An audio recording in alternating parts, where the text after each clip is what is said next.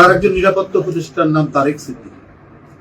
তিনি প্রধানমন্ত্রী, তৎকালীন অবৈধ প্রধানমন্ত্রী শেখ হাসিনাকে পরামর্শ দিয়েছেন যে কিছু লোককে মেরে ফেলুন, কিছু লোক মারা গেলে পরেই আন্দোলন ভাই পেয়ে যাবে, থামিয়ে যাবে।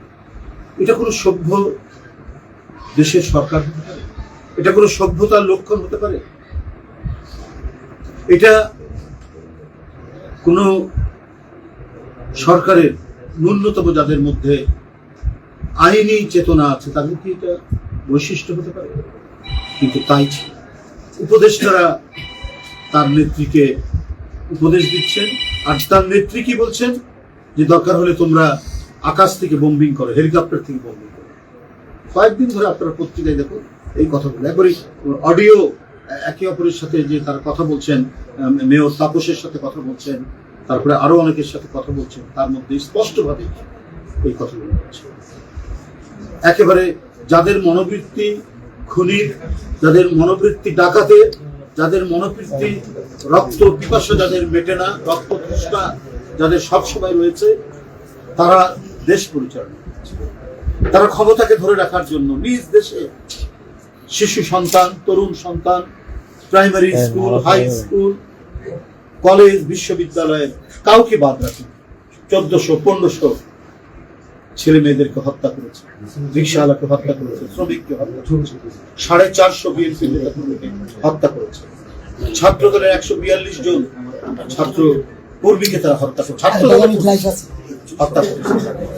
এই যে বিকট রক্ত পিপাসু মনোবৃত্তি নিয়ে শেখ হাসিনা দেশ পরিচালনা করছিলেন, সেখান থেকে মানুষ প্রত্যেকে ছটফট করছিল।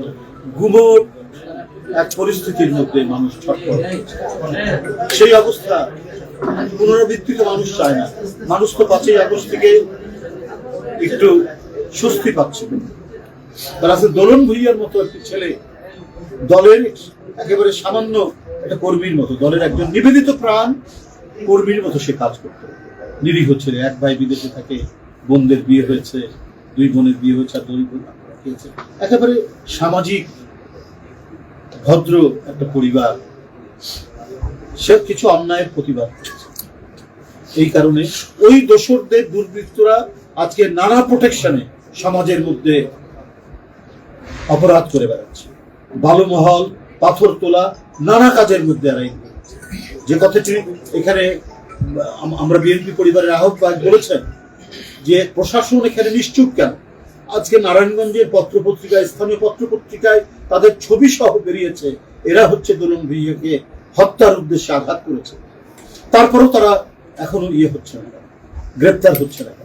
তারা নাকি এখনো, আমি শুনেছি, এখনো তারা বিভিন্ন ধরনের অপকর্ম, বাড়িমহল, টালিমহল, এগুলোর সাথে তারা ইনভলভ আছে।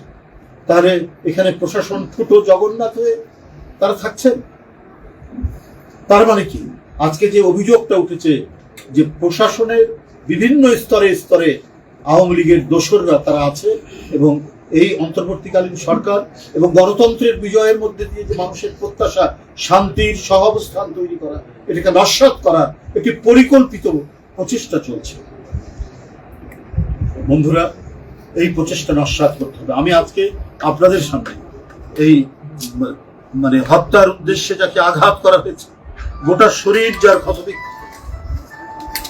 তার সামনে বলছি যে এই দায় কিন্তু প্রশাসনে যারা আছে, যারা প্রোটেকশন দিচ্ছে এই সমস্ত আঘাতকারীদের, এই সমস্ত দুর্বৃত্তদের,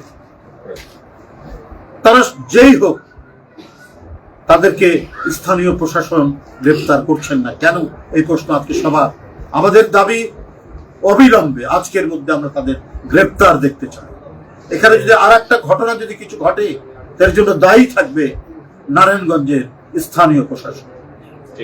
এত বলার পর সংবাদপত্রের সাংবাদিকরা এত সুস্পষ্টভাবে সবকিছু দেখার পরেও তারা যদি দাপিয়ে বেড়ায়, তাহলে এর জন্য দায়ী। আর যদি তাদেরকে কোনো শক্তিশালী কেউ প্রোটেকশন দেয়, তাহলে আপনার প্রশাসনের ব্যক্তিরা আপনার জানান এটা, যে এই সমস্ত ব্যক্তিরা তাকে প্রোটেকশন দিচ্ছে, এই সমস্ত দুর্বৃত্তদেরকে।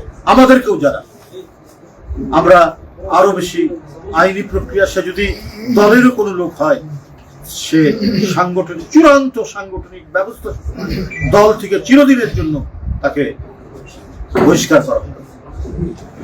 যেটা আমরা সারা বাংলাদেশে যে ব্যবস্থা নিয়েছি সেই ব্যবস্থা থেকে ফিরে যাবে না। এরা দুর্বৃত্ত, এরা শুধুমাত্র মানে দখল এবং চাঁদাবাজির সাথে যুক্ত। এদের সাথে কোন, আমি মনে করি গণতন্ত্রকামী কোন দল এরা স্থানীয়ভাবে বিভিন্ন দলের আশ্রয় নেয়। যেমন দোসরদের আশ্রয় থেকে তারা এই এলাকায় যে তাণ্ডব তৈরি করেছে, এখন কেউ কেউ হয়তো প্রোটেকশন দিতে পারে কোনো শক্তিশালী মহল বা ব্যক্তি, কিন্তু এটা ভেঙে চুরে তছনছ করে দেবে প্রশাসন। এবং এখানে যদি বিএনপির কেউ যদি, আমি মনে করি প্রশাসনকে টেলিফোন করে তাদের জন্য আপনারা আমাদেরকে জানাবেন, আমরা সে যতই পাওয়ারফুল নেতা হোক না কেন তার বিরুদ্ধে আমরা ব্যবস্থা নেব। এবং এই ব্যাপারে আমাদের ভারপ্রাপ্ত চেয়ারম্যান জনাব তারেক রহমান এবারে কঠোর পদক্ষেপ নেওয়ার জন্য তিনি বলে দিয়েছেন। সব সময় তিনি সতর্ক দৃষ্টি রাখছেন, কেউ রেহাই পাবে না।